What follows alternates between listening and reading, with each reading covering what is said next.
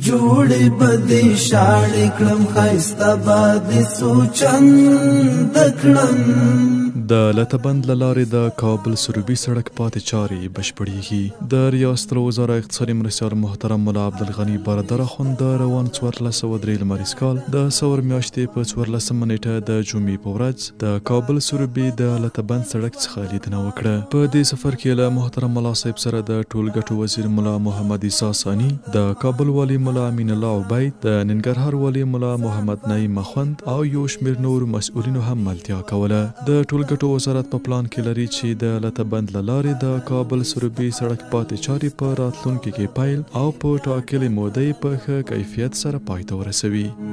جوړې بدې شاړې کړم ښایسته به دې سوچن د کړم هر لویشته خاوره به دې بیا ډکه له خوند کړم.